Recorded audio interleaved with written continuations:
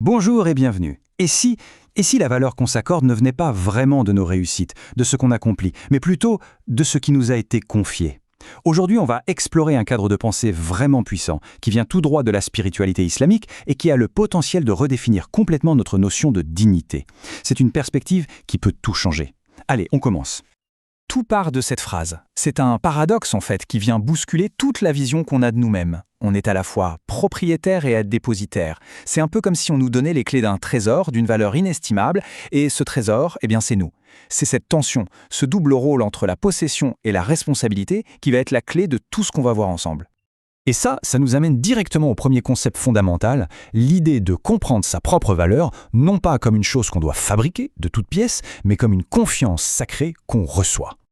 Alors, pour que ça soit bien clair, il y a deux mots-clés à avoir en tête. Le premier, c'est amana, ça veut dire le dépôt, la confiance sacrée. Pensez-y, notre âme, notre temps, nos talents, tout ça, ce n'est pas quelque chose qui nous est dû, c'est un bien qui nous est confié.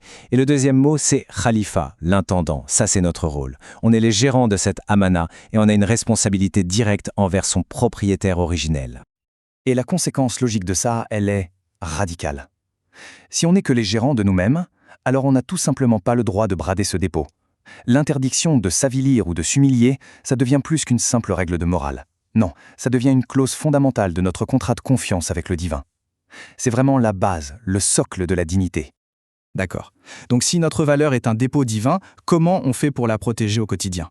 C'est là que les choses deviennent très concrètes. On va voir les piliers pratiques qui permettent de cultiver et de préserver cette fameuse dignité. Le concept central ici, c'est al-mouroua. Ce n'est pas une dignité passive, un état qu'on subit, non, c'est une vertu active, quelque chose qu'on choisit de cultiver chaque jour. C'est cet engagement de protéger sa propre valeur, à tel point que, comme le dit la source, une personne vraiment libre pourrait vivre de ça et de rien d'autre. C'est puissant quand on y pense. Alors comment on fait pour développer cette mouroua?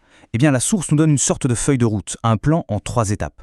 D'abord, l'indépendance d'esprit, parce que la dignité, la vraie, ne peut pas dépendre du regard ou de l'approbation des autres. Ensuite, la modération. Pourquoi? Parce que courir sans cesse après plus, toujours plus, ça nous rend esclaves et ça finit par nous humilier. Et enfin, une fierté légitime. Attention, on ne parle pas d'arrogance ici, mais de la juste conscience de la valeur du dépôt qui nous a été confié. Mais bon, cette dignité intérieure, elle serait un peu vaine si elle ne se traduisait pas par des actions concrètes. Et sa manifestation la plus visible, et souvent la plus difficile, c'est notre capacité à poser des limites saines, avoir la force de dire non. Pas par caprice, mais pour protéger ce qu'il y a de sacré en nous. Et ce qui est fascinant, c'est la distinction qu'on fait entre 2 types de limites. D'un côté, il y a les limites humaines, celles qu'on pose souvent par ego, par peur du jugement, et qui, ironiquement, finissent par nous piéger. Et de l'autre, il y a les limites divines. Celles-là, ce ne sont pas des prisons, ce sont des remparts. Elles forment un cadre sacré qui protège notre amana et nous offre au final une liberté intérieure bien plus grande. Mais on n'est pas parfait. Qu'est-ce qui se passe quand on échoue? Quand on dépasse nos propres limites ou qu'on abîme notre dignité? On passe maintenant de la construction à la maintenance et surtout à la réparation. La solution proposée, c'est ce concept de taube, le repentir. Mais il faut vraiment oublier l'image d'un simple aveu de faiblesse. C'est présenté ici comme un mécanisme de renouveau extrêmement puissant. C'est en quelque sorte la touche reset spirituelle, une mise à jour du système qui reste disponible jusqu'à notre tout dernier souffle. Et le pouvoir de cette taoba est immense. La source met en avant une idée assez incroyable. Un repentir qui est sincère ne fait pas qu'effacer les erreurs. Il va plus loin. Il les transforme en bonnes actions. C'est une sorte d'alchimie spirituelle. Et cette perspective théologique, elle soulève une question qui est, elle, profondément personnelle et très moderne. Si Dieu offre un tel niveau de pardon, comment, à notre tour, peut-on pardonner à la personne qu'on était hier? C'est une étape spirituelle qui est absolument essentielle si on veut avancer. Pour se renouveler de manière saine, il faut aussi revoir complètement notre façon de nous évaluer. Et la perspective proposée ici est limpide. La seule comparaison qui a de la valeur, c'est celle avec son propre potentiel. La seule compétition qui vaille, c'est de devenir une meilleure version de soi-même. Et pour bien souligner à quel point la comparaison avec les autres est un poison, cette sagesse prophétique est évoquée. La jalousie, le hasad, est décrite comme un feu intérieur qui consume, qui dévore tout le bien qu'on a pu faire. L'image est terriblement parlante. On arrive au dernier pilier pour renforcer ce noyau intérieur. Et c'est une pratique qui est souvent oubliée, voire méprisée, dans notre monde si bruyant, la solitude. Une solitude choisie et intentionnelle. C'est le concept de khalwa, la retraite spirituelle. En s'inspirant de la tradition prophétique, la source la présente comme quelque chose d'indispensable. L'idée, c'est de prendre le temps de se déconnecter du bruit extérieur pour pouvoir mieux se connecter à sa voix intérieure et au divin. On arrive maintenant à la conclusion.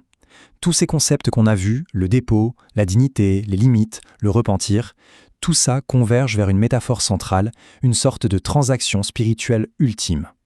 Alors, en résumé, qu'est-ce qu'on doit retenir de tout ça? Premièrement, qu'on est les gardiens d'un trésor. Deuxièmement, que notre valeur ne se mesure pas aux standards du monde, mais à la qualité de notre relation au divin.